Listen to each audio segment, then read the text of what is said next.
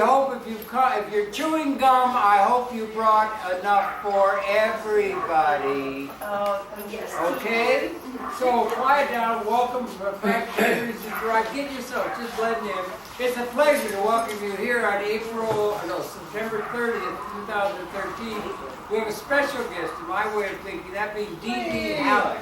Dee Dee Halleck is the mother, grandmother, great-grandmother of public access maven extraordinary. So we're very happy to welcome her to talk about past, present, and future of public access television in particular. She's got a lot to say, so let's give her a good welcome, and thank you very, very much for coming. Dee Dee Halleck. I'm so overwhelmed just hearing some of the stories from some of the people who are here. This is a very distinguished and accomplished crowd. I salute Gloria, who has been such a pioneer at Manhattan Neighborhood Network, and before that at EBC and Harold, so many years. And Beth, it's amazing, and Sumner, who was working on a whole other level. Amazing people here. It's really an honor to be asked to tell you guys anything. You know more than I do, so No. I hope we can learn from each other. But I'm very concerned, having spent so much of my life trying to promote public access, which I feel is such an important, especially tonight. The government is closing down, you know. What is going on? I'm glad, you know. But it's like, we are in a terrible shape, this country, and we have a lot of work to do. And I feel it's so important, the media and public access is one of the only voices we have that can tell it like it is, and it's very important that we keep it. And we are so lucky in New York City to have Manhattan Neighborhood Network. And we wouldn't have it because, I mean, with all due respect to Jim Schladak and his many years of running EBC, the cameras were terrible, right? And, yeah, it's streaming. And it was very difficult to work with the guy. Okay. But we had Paper Tiger, which was the organization that I founded in 1981, met together with Fairness and Accuracy in Reporting, FAIR, you know, Jeff Cohen, and right now Jim Norekas and Janine Jackson. We worked with them to actually create what we called the Citizens Committee for Responsible Media, NICRM. And that was because we felt, how could New York City, Manhattan, keep going without having a real media center? And we went and we marched in front of City Council. We marched in front of Manhattan Cable. We marched and made paper mache TV sets and paper mache cameras and tried to say that this is important and to get public attention to it. And finally, luckily, we had the borough president, Ruth Messenger. Yeah. And I think the key event was there was a very good public access on Staten Island. Tricia Dare was running it. And for whatever reason, they were able to do it out in Staten Island. And so we took Ruth Messenger out on the ferry boat to Staten Island to visit the public access out there. And when she saw that, she understood, because it's very hard to explain to people what public access is if you don't understand it, or if you listen to what the mass media says about it, which always says it's just the crazies running it, it's like vanity video, or what's his name, the guy who takes off his clothes, Ugly George, you know. That's the way mass media wants us to think about public access. But when Ruth Messenger saw that, she came back and she went to work. and she really helped develop M&N. And we have an opportunity now to make M&N better because we have a new borough president. Hopefully, we will get a new borough president. There'll be an election, and I think we have an opportunity. And what I'm hoping is we can get together and think about how to improve M&N. Because M&N we don't know what the budget was for 2012, but the budget for 2011 was $10 million. $10 million. Now, that money could have been spent in a better way. And we're saying, we don't even know how that money is spent. We want transparency. We want to take part to make it more participative. The way it's set up on the bylaws is there are supposed to be, it said a third of the board is supposed to be current public access producers. That is not the case. That is not the case now. It says that the board of directors is supposed to reflect the racial and the ethnic and the geographic representation of the city. It does not do that. There's not one Asian on the board. It never has. Well, they had C.T. Louis was there for a while. No, I mean, It's never reflected properly. And it's never had, except, I think Harold No, was there on was the director board. Sue Lee, there was a Chinese director a couple of years She ago. wasn't a director, she was a... This is the board of directors, not the people who are using the studio. Yeah. So the question is, how can we sort of hold their feet to the fire and make them be true to their bylaws and really participate in the public meetings? Now, the board meetings are supposed to be open to the public. I've been in touch with a guy, Robert Friedman, who is he's the head of the New York State Office on Open Meetings.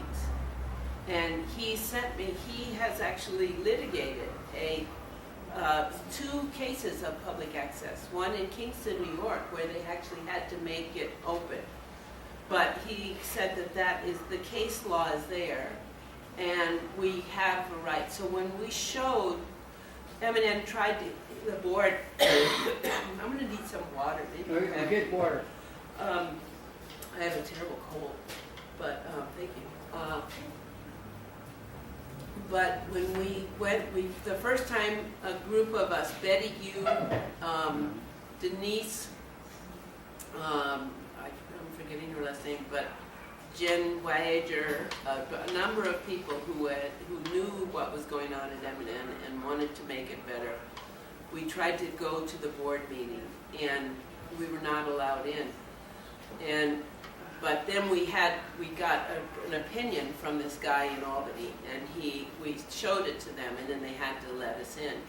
So you can go to the board meeting. So I hope some of you will think seriously about finding out when the next board meeting is. That's the problem, is they don't like to tell you when it is. Yes, Gloria? Generally, it used to be the first Tuesday of every month, but also when they have allowed us in, because at certain points we were able to get in, they would let us in for 5 minutes and then they say, okay, out. We're going into private meetings. Could I make one point? If you talk, please, we're just recording the audio for some reason on the tape is there, but on the Okay, fine. I'll repeat that. Try and speak I'll up. repeat if that. you caution, Speak loud, okay? yeah. Because the Oh, audio also, may you've pick lost up. your mic. The microphone is way down there. Oh, sorry. The what? I don't have a pen or a little one of those No, clips. she's recording that herself. But that's, if you speak Oh, up, this try and isn't for speak me. up. This is- You want me to sit closer, That is the Harold? wireless high, Oh, that's yours. that's the wireless mic, Yeah. and it's a mic. I mean, if you Harold, is have this it way going down up? there, it's not gonna help you much. Yeah, I just brought it up. Yeah. Okay. Okay, sorry. Anyway, Speak up if you're gonna talk. Well, do you have a loud, clip please, that if we you can clip the mic to Dee's are you lapel gonna with? safety pin? There are two things Just a clip for the mic? that Yes. should be mentioned about the board meeting. Oh, Queens Public Access TV never has producers at their board meeting. However, you have Association of Certified Access Producers that seem to have disappeared. And secondly, Yeah. what happened with Democracy Now! And Amy Goodman? Shouldn't she have been involved in these things? Is she involved with Okay, this? okay, Yeah. thanks. I think we have to get it to a certain level so that we can actually bring, I think she would cover it if we can. What I think needs to be, we need to form some kind of a committee. And I think the first step would be going to, if we get a new borough president, to go to the borough president and ask questions about it. I don't know how many of you saw, I sent out a notice, I don't think everyone got it, but I think there are many issues. The whole issue of transparency is one of the issues. The whole issue of the commercialization of the studios, because now the studios are actually being rented out. And there's a kind of double standard in that if you are a local community producer coming in through public access, what happens if you're 10 minutes overtime? You get docked, right? You can't use the studio. The commercial producers can be 2 hours late, and no one's giving them any questions. And they also get expert help. They get the best cameras, and they can make their schedules at any time. It's contradictory because how much money are they actually gaining from that commercial sales? Now, Nan Rubin was on the board. She's now moved to New Mexico. But she said that the total for 1 year was $7,000 of commercial. That's total. But how much money is M&N getting from the public? The monies that are part of the franchise fees should be public monies. So that's $10 million. Now, who should be the privileged group that uses the station? It should not be whoever these commercial Butterfly News or whatever it is using it. So that's one question. So we have transparency, accountability, we have the commercialization. We also just have the whole technology, because the technology, there have been so many problems lately, and they can't even get the aspect ratio right. Sometimes people's faces are squeezed, sometimes they're wide.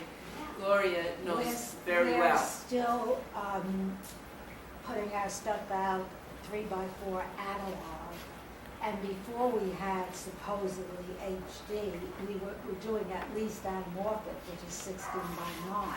Yeah. But now they cannot do it, and I think it's definitely possible. It's just they don't have anyone who has the knowledge or the inclination to check on it. See, with the amount of money they have of $10 million a year, they should be able to have much better tech.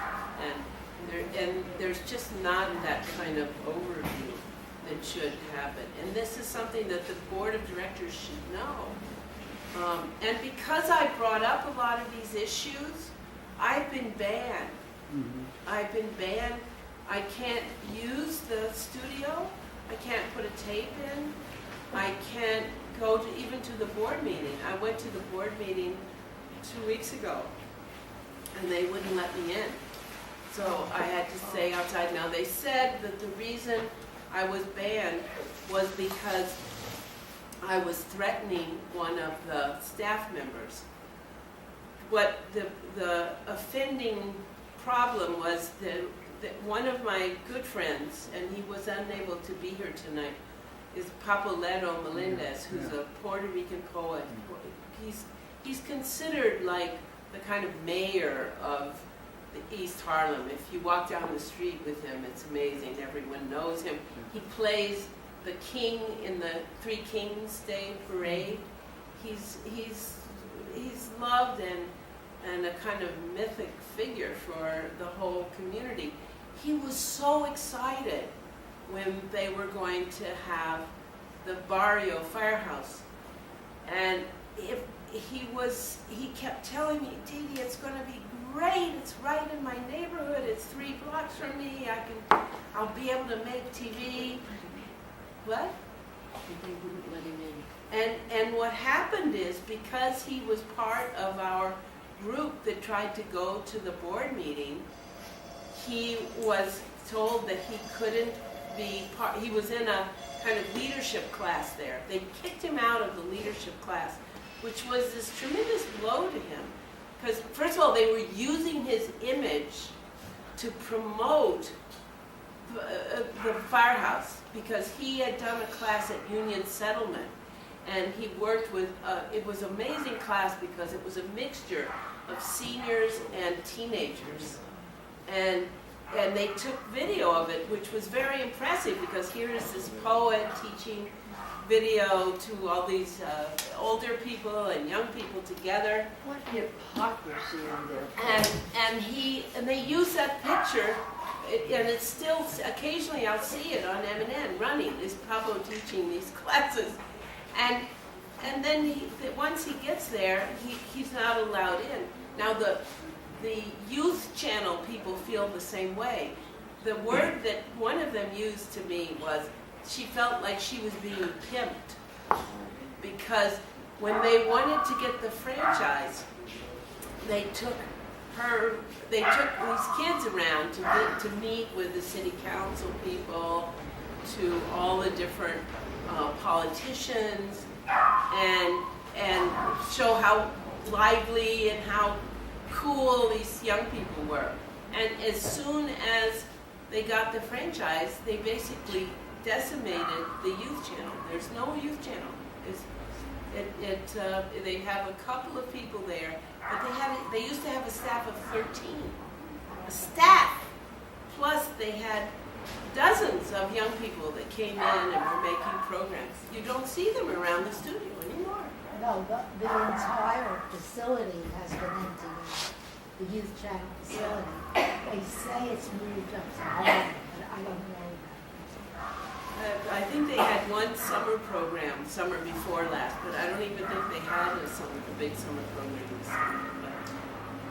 But anyway, the anger that Pablo felt, and so so the two of us decided they were going to have the official opening of the Barrio Firehouse. So Papoletto and I went, and I videotaped him. And he was so angry. He says, I can't get in. I'm going to have to wait until they die, or they hire somebody else, or someone shoots them, and then I'll be able to get on TV. Now that is what Dan Coughlin said, that by saying someone shoots them, that was censored. That was a threat to the staff people. And so I said I was banned for 3 months for doing that. I didn't say it, but I videotaped it. But they cut out that, and I mean they wouldn't run this. The way it works at M&N is you give a tape and they have to run it without looking at it, and they ran it, and then but they wouldn't do a rerun, and they said from then on I was banned for 3 months. So I said, okay, I will change it, and I'll censor that part if that's the offending part.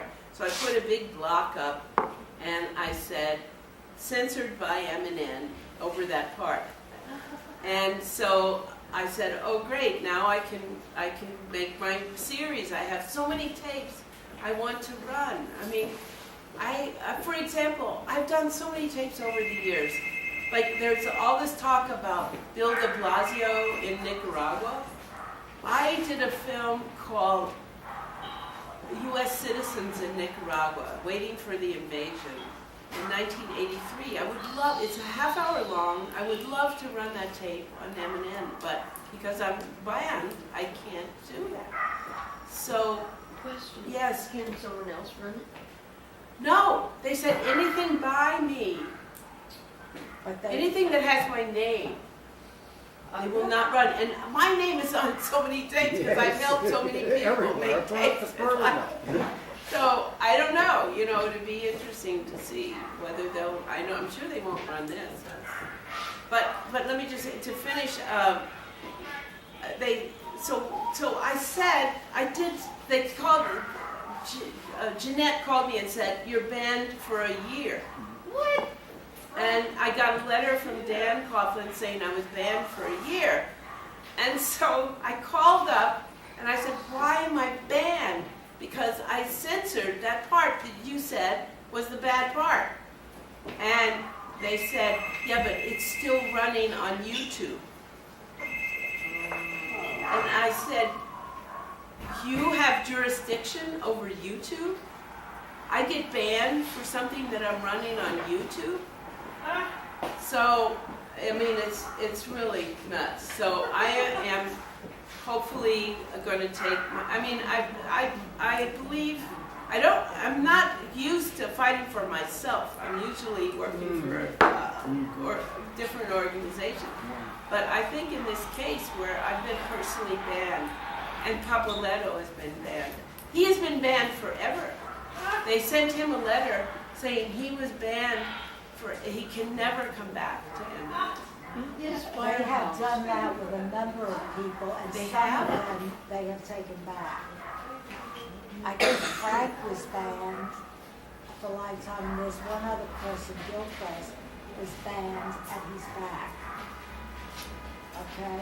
Well, I don't know, I'll have to talk to see if they went to a lawyer or whatever, but I definitely want to fight this because I don't, but more than that, I feel really the most important thing is to try and get some organization together, like the one we had before, which is New York Citizens Committee for Responsible Media, to really look at M&N and see if there's not a way that the $10 million could be spent to really improve M&N, to get more young people involved.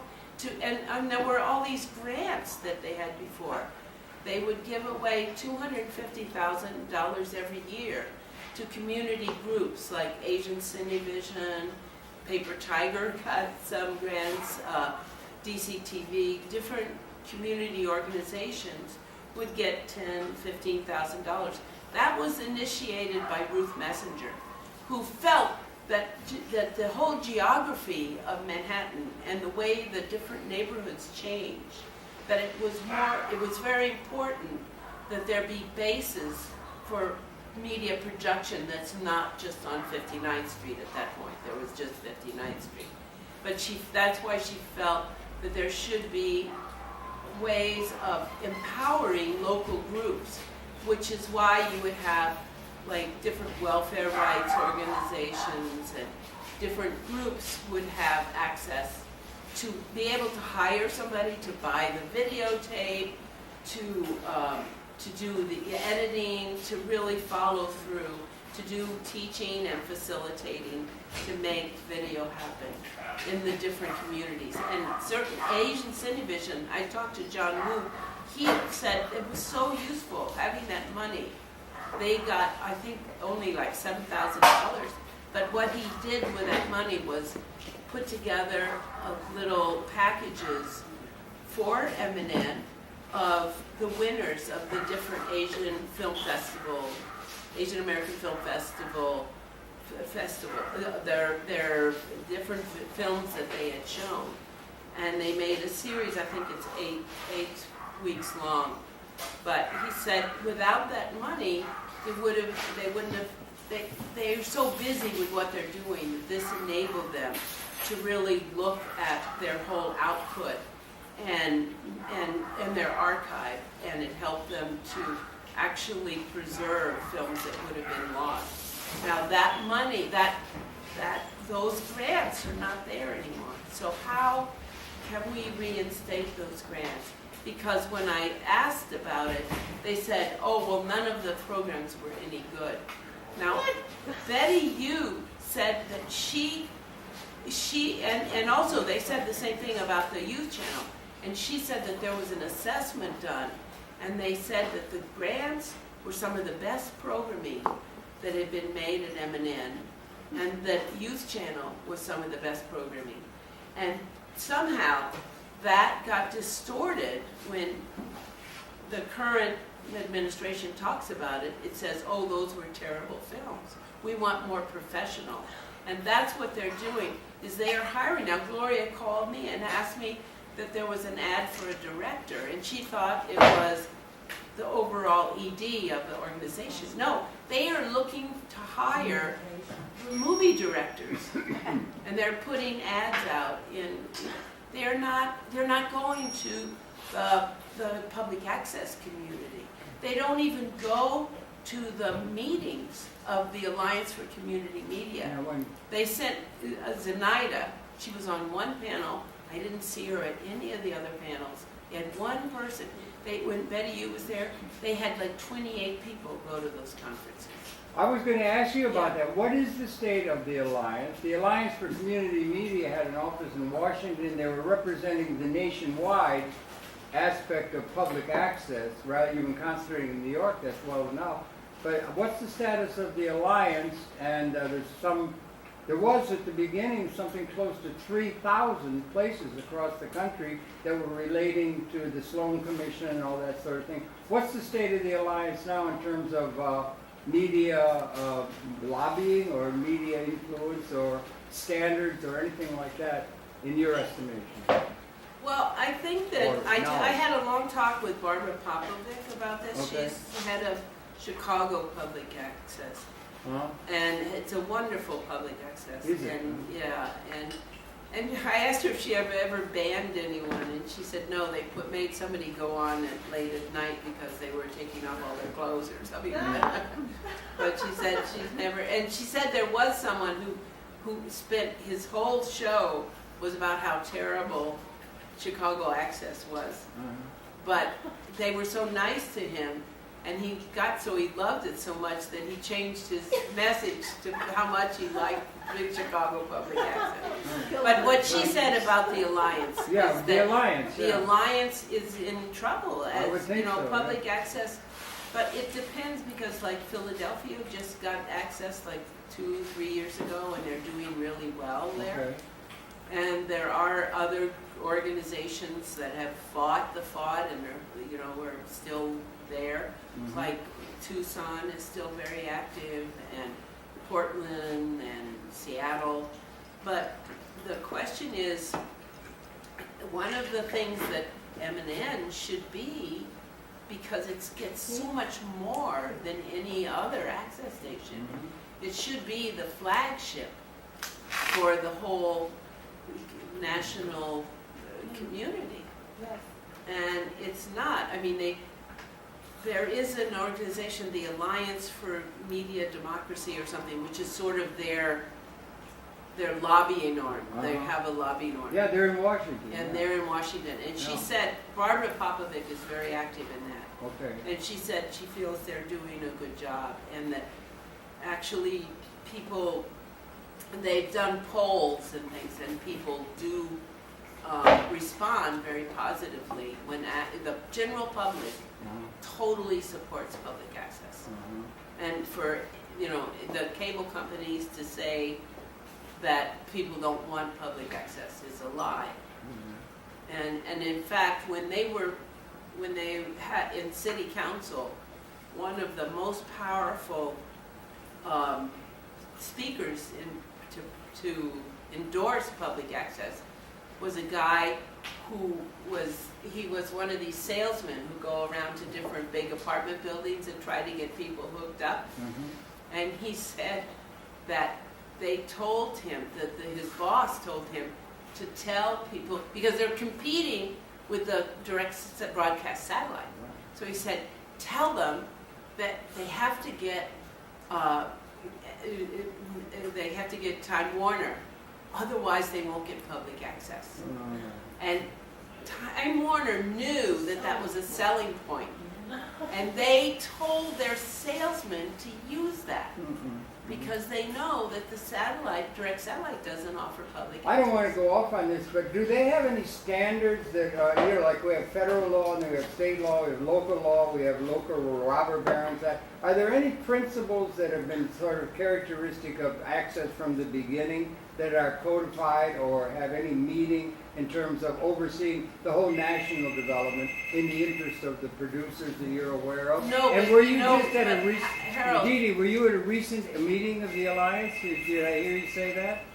I was, when was the last time? I didn't go to the one did I go? I think, yeah, I went to the one this summer, yes. Yeah, okay. Yeah, and it was in San Francisco, actually. It was very interesting because it was together with the radio group, which is the NFCB, National Federation of Community Broadcasters. Mm-hmm. And But do they have any national standards that could be? No, that's what I was just gonna that I'm say. getting at, you know. when Nick Johnson was on Nick, the yeah, I knew FCC, him. I did program with him way back. he pushed a national Right. law that there had to be public access Yeah. and that there were certain standards that cable companies had to have. I believe it was under Nixon or maybe Reagan that they dissolved that. So, Would have been so good. it went back to the local communities Yeah. to make their own laws. So Yeah. the No, but I laws meant now, the- that they're state laws Yeah, but- and they're also, the cities make the franchise. With due respect, Nicholas was part of the Federal Reserve or Federal Communications Commission, along with Richard Wiley. And Nick but I'm Johnson- talking about the Alliance itself, which was an organization to be in the interest of the public access system. There's 3,000 of them across the country, so there is an overarching kind of understanding that standards and kind of things that could have been developed by the Alliance, which represent the representatives of the public access system writ large, and it's even going global now. So that's what I was Well, getting there at. was some hope Standards. briefly when they were having these hearings around the country, particularly about the FCC had hearings and COPS. Yeah, Commissioner there was a Commissioner COPS, COPPS, yeah. who, I forget his first name, what was his first name? He's a really nice guy, and he spoke at the Media and Democracy conferences, and he was very supporting of public access. And he was, for a very short time, the actual, the head cheese at the FCC. Uh-huh. But then there was a new guy appointed by Obama that is worse than Oh. any of the Republican appointees. Yes. Do you have, can we get access to the franchise agreement? Because I was wondering, originally, the studio could not do political programming.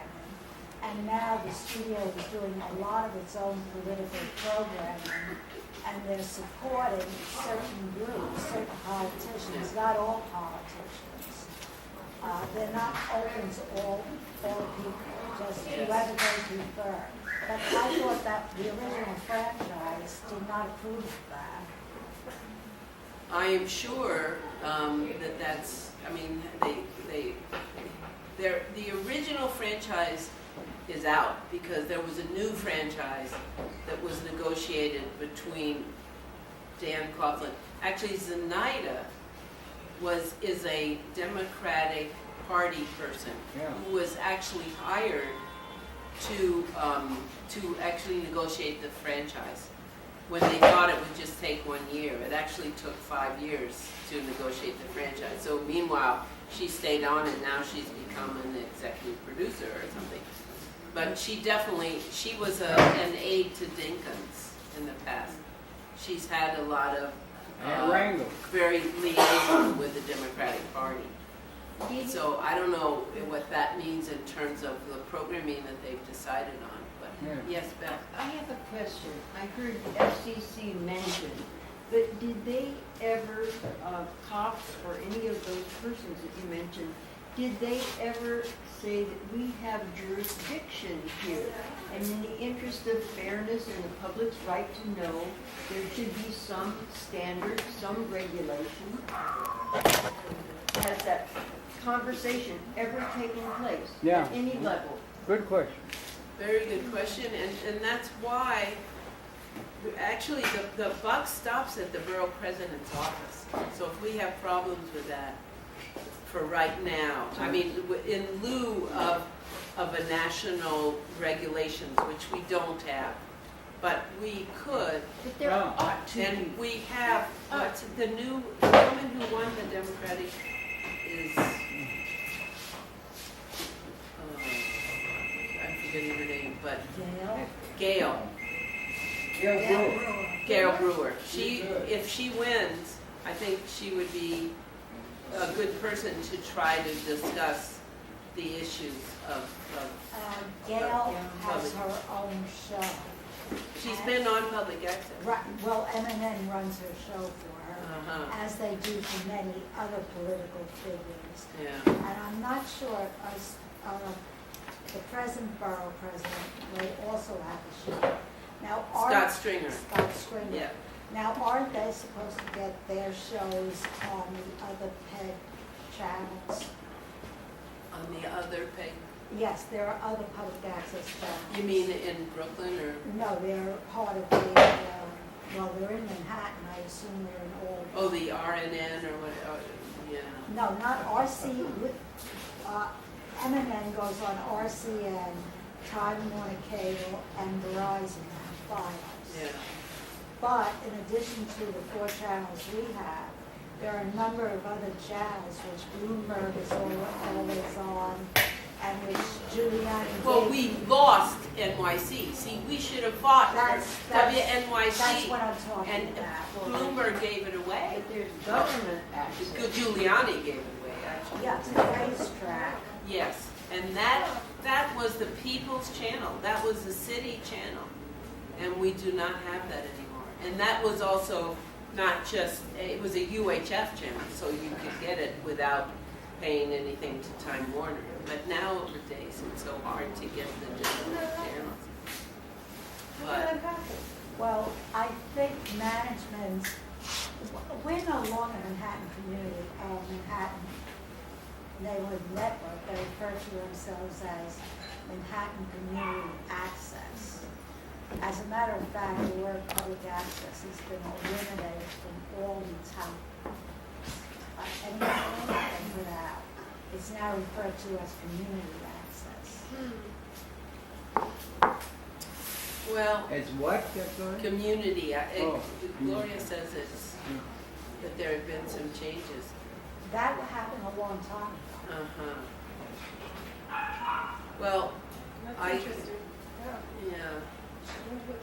But the paychecks are made out of Manhattan Community Access now. Well, the other problem, just to go back to my list of some of the problems, and that is the whole question of paying staff under the table. Now, that has really, I think, distorted the whole space, and part of it is that the staff that's there is so demoralized, and because their salaries are so much lower, there's a layer of executives that are getting very high salaries. If you look, the ED is making more than $250,000. Now that is 3 times what the last ED made, 3 times. So there's an amplification of executive privilege, and it also includes all kinds of perks, and that was never the case before, and certainly that must be 3 times what any other public access makes in this country. Now, my daughter works for the Bronx Defenders, and when I questioned some of this to some of the board members, they said, oh, well, we're dealing with $10 million a year, so we need, there's sort of executive levels that have to be kept. And my daughter works for the Bronx Defenders. They have a budget of $20 million a year. Their ED makes 120, which is less than half of what the ED of Manhattan Neighborhood Network makes. So, and she's dealing with 20 million, not 10 million. So, it's and she's a lawyer. I mean, you know, and it's just it seems like there's a level of and when you have that kind of 1% and 99%, there it builds up resentment. So what I've seen in the staff there, and some of them I really love, and some of them have come up, you know, I've known for years, but they, if they're still making pretty much what they made 10 years ago, some of them have been there for 17 years. They don't get raises. They don't get raises. And there's 3 or 4 executives. There's a financial director, there's Zenaida and Dan, and there's one other person who are making very high salaries. And that differential in salaries just breeds a kind of alienation, and so they're not going to help you. Why should they help you? So if somebody comes along and says, hey, if you'll help me make my show, I'll give you $50 or $20, you know, what are you going to do? You're going to be more interested in helping them out because that's the you're problem. still, and that is a big problem, and that is very easy to really oversee and stop. But there's, when I mentioned that to Dan, in my initial conversations, we were talking, he won't even talk to me now. He said, well, that's natural. We can't do anything about that. That's what he says. He said he appreciates it because it's somehow giving them salaries that he's not giving them, so it takes the burden off him on some level. So Has M&N gone private? well, Because I think Manhattan Community Access is a private corporation. well, see that it is a private corporation, but it's a 501c3, which is why you can go to GuideStar, which is a website that will give you the income tax reports, and that's how we know what the salaries are. I mean, they are not issued at the end of the year. Chicago Public Access gives an annual report. It's a full color. It looks like a corporate report. It's a little fancy for my taste, but it's very above board, and it gives what the salaries are. It gives you a sense of how many staff there are, what they're getting paid, how much money goes to buy equipment. We don't have, and it's published once a year and handed out. There's stacks of it in the waiting room at Chicago Public. And they take it to Alliance for Community Media. Have you ever seen those annual reports? Well, not that many, but that's. A lot of them do that. That's interesting, yeah. Well, Queens No. is now a corporation, Queens Public Communications Corporation. And they promoted the executive director into that position in charge. Is that Mr. Goldberg? No. No. Dan Leone. Okay. Because there was a guy from Queens Access, Bob Goldberg. You know? Bob, yeah, I saw him the other day, and Barbara, yeah. He used to come to our Paper Tiger meetings. Yeah. Well, now they altered the status of, you make checks after Queens Public Communications Corporation, after Queens Public TV. Well, Brooklyn did a very similar thing. They have this Brooklyn, I don't know, Arts Alliance or something. I don't know. But the guy who was at Brooklyn is now at M&N. That particular guy told me that M&M was giving us the studio for free and not to complain. And not to what? not to complain because I was getting the studio for free. And I said, no, you are getting my work for free. Exactly. I spend my money and my labor to produce public access, public advocacy programs for A&M. But that attitude is what seeps It's very down. prevalent. It's prevalent and it seeps down to the staff. Yeah. And that's what the staff tells that to the producers too. Yeah. And that should not be, because that's not public access. Well, I think the staff is, as I said, they're alienated, they're disheartened, and I think that because I couldn't believe they're all sitting up in the room talking upstairs. I don't know what, I mean, On the when third I floor. was working with Harold in your Yeah. show, they weren't there.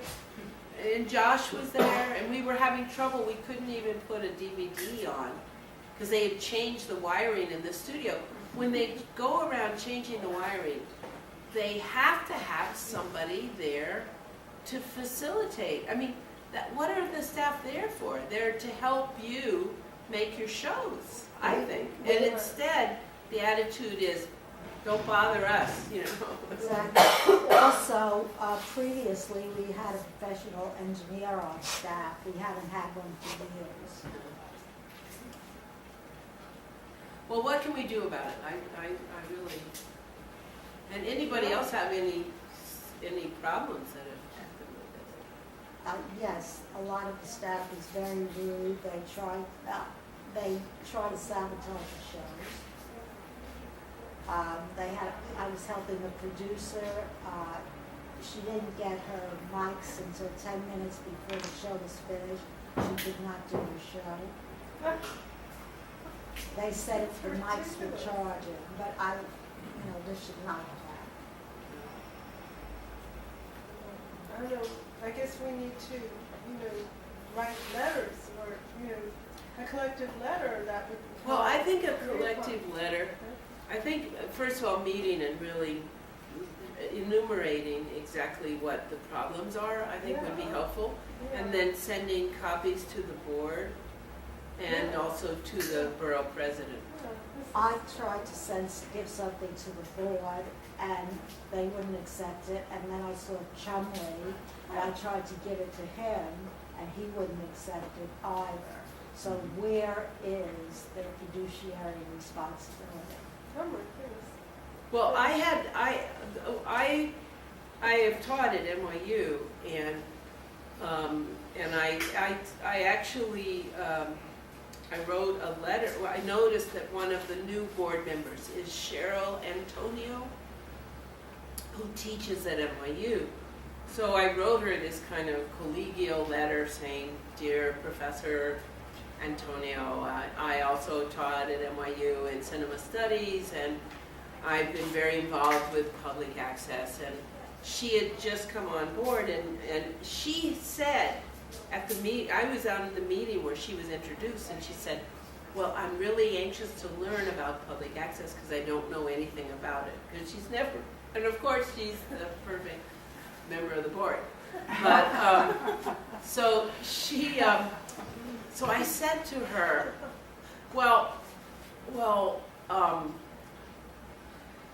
in the hall, I said, "Well, I'll write to you," and because you said you'd like to learn. I said, "I've been involved with public access for 25, 30 years."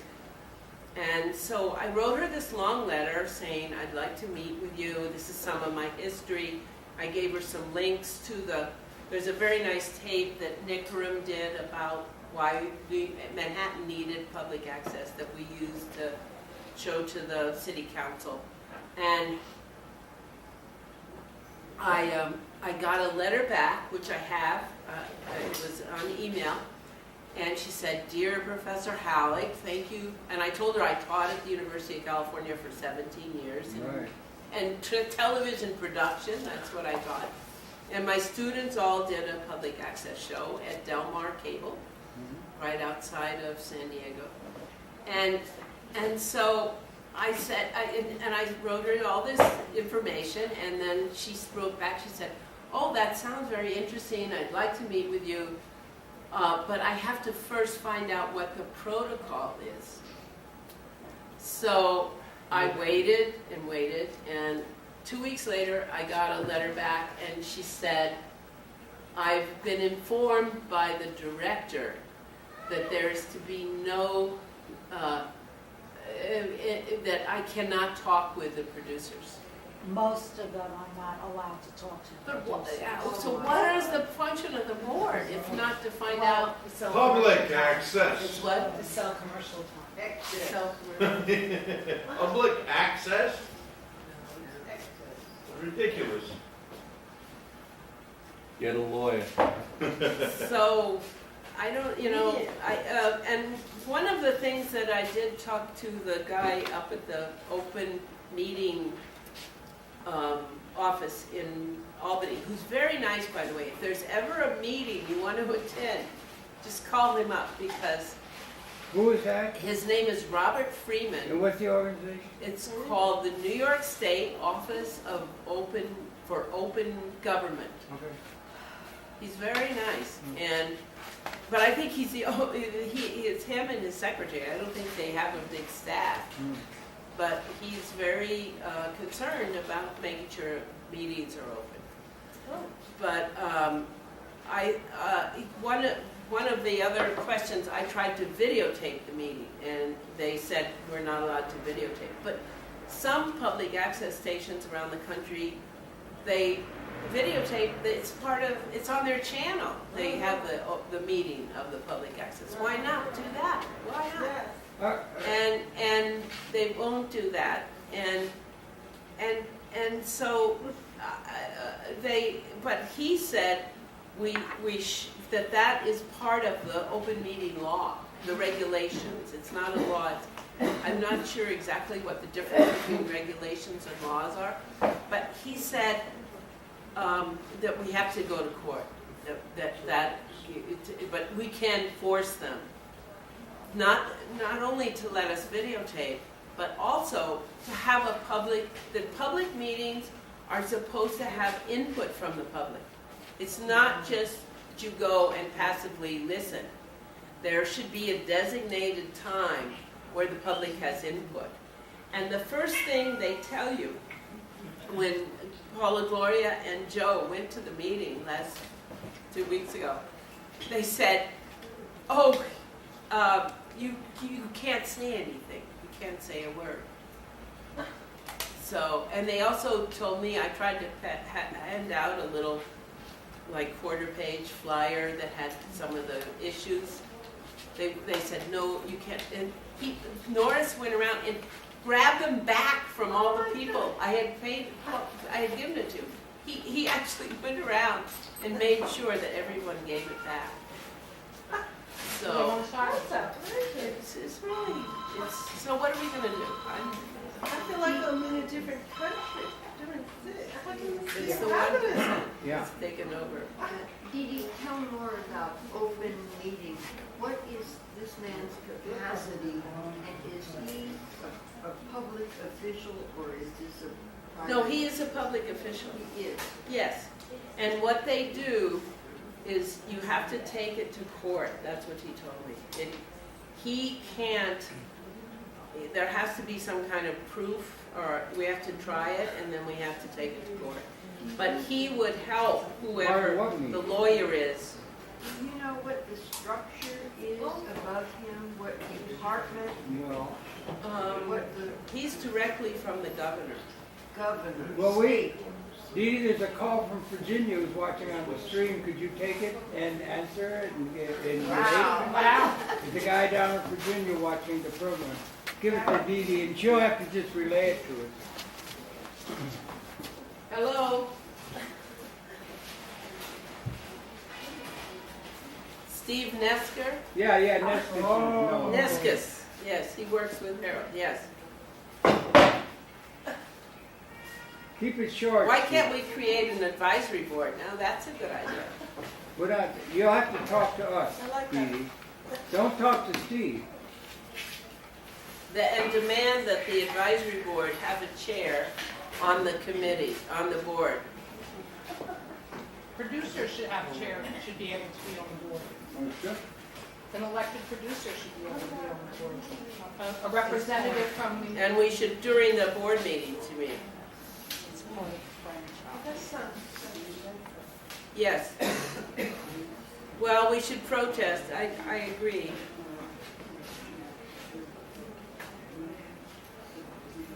And have a banner in front of M&N. I'm just telling people what you're saying. I don't know if Okay, yeah, you better let it go because it's not getting out here.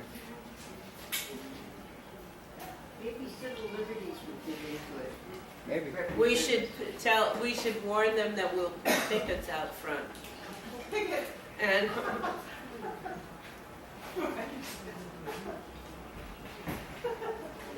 and that would shame them into making some sort of compromise. Well, I think also if that might bring actually the news, so I think that if we got coverage in like the Village Voice, if they did an investigative program, that might be one way. Okay, thank you for calling. Okay, hang up. Okay, goodbye. Okay. That's Street, yeah. Thank you, Harold. Again, I keep thinking of the Alliance, and they've got no overarching principles that apply to the whole of the access movement, and it's not just going to be taken over by local. Like but we're just Harold, gonna, the you got real a group thing- of people in the Congress going to close down the government because they got a So thing crazy. that, But what we should do is get the FCC to actually reinstate the national regulations. That would be something. well, That would be a step forward. well, Right. okay. But, and there is supposed to be this woman, Michelle, there is a woman on the FCC who's supposed to be very good. Oh, really? No. Yeah, I hope that there is this group, the Center for Media Justice, Malkia Cyril, and I think that if they take up an issue, they're the ones who fought to get because the telecoms were gouging prisoners, and they took that on as a fight to make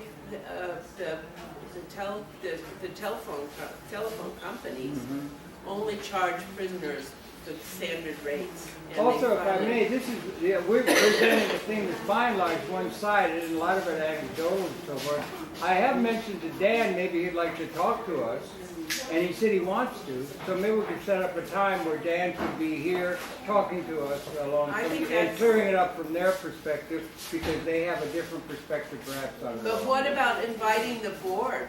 Well, if they want, yeah, that'd be fine, that'd be a little hard to accommodate, but, yeah. No, Dan's pretty, But like, there's only like 5 people on the board now. well, is there only that small? Okay. Well, listen, thank you. Thank You you. certainly That's raised a nice. lot of issues. Anybody else got a pressing thing or something? Everybody's, or what do you think? Thanks, Dee Dee. Listen, you I are hope the everybody got great, a piece of my- you are the great Right now. poobah of public access. I'll tell you that for sure. I have one question. Yes. I have always felt that whoever was operating as a director was not really in charge. Who is running M&M? Well, Dan and the board. No, he's not. Oh, And the well, board okay. doesn't know anything about TV Well. production, nor Dan tells me he doesn't either.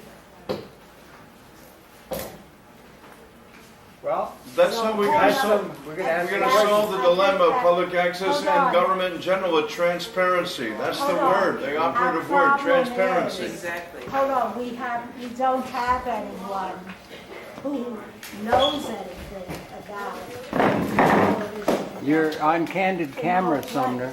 Sumner, you're on candid That's camera. the feeling I got when I was working with Josh there. Well, that's absolutely Don't true. know. Nobody knows. You know, there's 2 things I can do. Oh, I'm sorry. Yes. I videotaped this. I was going to give it to Frank, Yeah. But I can either upload it to my YouTube or give this to you. What do you want? Both, do both, All right. if you want. I'll Can you upload it to YouTube? yes, I will. But I need your card so I can show your name on it. Okay, And is I that, can email you when it's up. I was in Dee trouble Dee, with is that- Internet, too. I w- We all can we been give in her a trouble. round of applause, Wait, everybody? let her finish. Let her finish. She's talking. Can you finish, please? Oh, go ahead. Wait, you was saying something. Oh, yeah. My tape ran out, but otherwise I would tape even longer. Yeah, I was in trouble at M&N too. You know, I want to go in there and feel like I belong, but I always felt like a redheaded stepchild. I always, that's the joke, but I always felt like, and she It was should right. be welcoming. You- she You was go right. in and you feel like you're You're not wanted. wanted. And I also thought that's the way they operated. They were never around. You had to run up the stairs and find them, and then you had to ask them very politely to come down and help you, and then they'd help you, and then they'd leave, and then you'd have to find something else and run them down again. I mean, they were, well. Not welcome. It's been a while. You know, I never felt that welcome, so I kind of stayed away after I had a little brush with them. You know, they said they were going to suspend me because they said I was trying to make money off of using the studios, but when in fact I did want to make some money. But the studios, I wasn't really using the studios. I wanted this to be my new career. Okay. I was doing everything in the field. I was doing boxing press conferences. Yeah, right. You know, with Jack Boxer. Yeah. So they got me in trouble on a thought crime. And then it took me, I didn't go back because they suspended Jack Boxer for a year. And then I went back later and, they forgave me, but I never really got suspended. But the threat was always there and they wouldn't let me use the studio. And Well- that kind of canned the idea that I was going to do an hour show right after Paula Gloria. If they weren't going to let me use the studio, they were going to give me the hour show right after Paula Gloria. But if I wasn't going to get the studio, I had to kill the show because I wasn't going to do all that work in the field, but maybe I should have in retrospect because Well, there's a lot of now I'm issues. out of the game completely and Well- that sucks even more. But YouTube's got high traffic. And Alex Jones from Infowars.com, he uses YouTube. Yeah. And because the traffic's there, so Yeah. you get an international audience on YouTube. And also MNN.com, you can watch their TV programming all over the world too. So, you don't really have to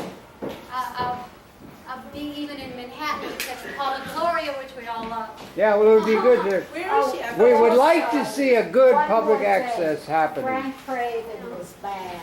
What? Forever. Frank, No way. Frank, get in here. He wasn't Tell banned forever. Frank to come in. Frank Yes, is he not was there. banned. He was banned, but not forever. Frank, he was banned. You were Yeah. banned. Yeah, you want me to talk about that? Well, this Yes. is idiosyncratic Okay, I was stuff. banned about 4 or 5 years ago. My mother was dying and she died. I had an accident and I cleaned up after myself, so I went to the bathroom. Unfortunately, I didn't throw it out. My underwear was all spoiled and I put it in the garbage, but I cleaned up as best I could. And they said I was defecating or doing the unsanitary things, but I wasn't on purpose. I actually apologized profusely. I offered to give them $500 to do community service, clean up. I begged them. I was really emotionally distressed, and I had His a mother personal died. problem that was beyond my control. So it happens, and I didn't intentionally do anything to be unsanitary and help, and I actually tried to clean up.